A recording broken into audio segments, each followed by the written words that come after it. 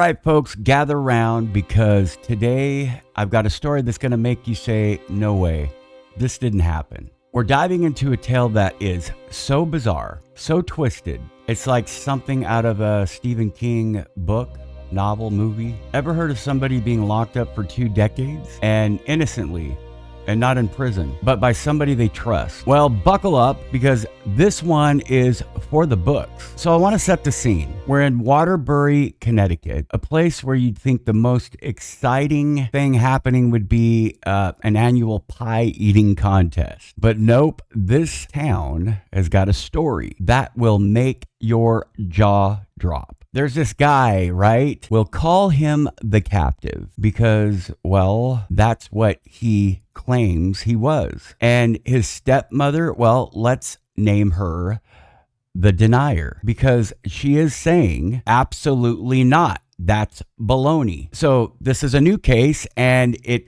has no end yet, but you got to hear it. Now, the captive, he's not your average Joe. He's been through something that sounds like it's straight out of a horror flick. But before we get into the nitty gritty, let's paint a picture of this house where all of this went down. Imagine a place where the windows are boarded up. The floors are covered in dirt and the air smells like a mix of mold and despair. So here's where things get wild. One day, out of the blue, the fire department gets a call about a house on fire. They rush over, and what do they find? The captive setting his own room ablaze. But why, you ask? Well, he tells the firefighters, quote, "I wanted my freedom." Can you believe that? This adult who's been locked up in a room for many decades, since he was a kid, decided one day he'd rather risk burning down than stay another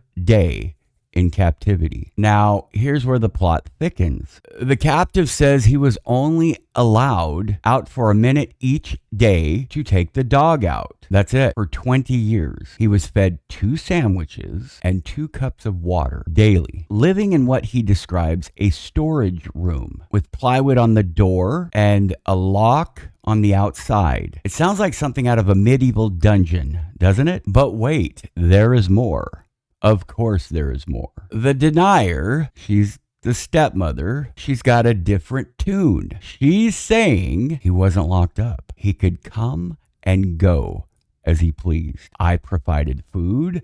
I provided shelter, the whole 9 yards. It's like she's trying to convince us that this is just a big misunderstanding. Or maybe she's just in denial, hence the nickname. So then it gets a little bit more intense. You ready for this? Of course you are. The captive finds a lighter in his late father's jacket. That's right, his late father, because he passed away recently before the captive set the fire. And that's when he decided it was time to bite the bullet. He sets his room on fire, knowing full well that he could die. But he was desperate, very desperate for his freedom. The fire department arrives, and amidst the chaos, they find him. And they find him emaciated, weighing just 68 pounds, a shadow of what a man over 30 should be. And here's the kicker, folks. The Denier, she's out on bail, claiming innocence, while the captive is starting his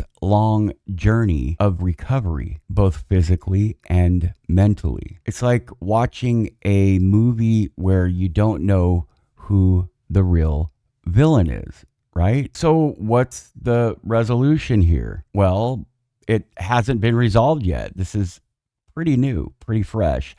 And the case is still going. The Denier's attorney is saying that she is shocked by these allegations, and they are preparing for a vigorous defense. Meanwhile, the community, the police, everyone's rallying around the captive, trying to help him piece his life back together. And I will definitely keep you updated on this case as it evolves. Definitely.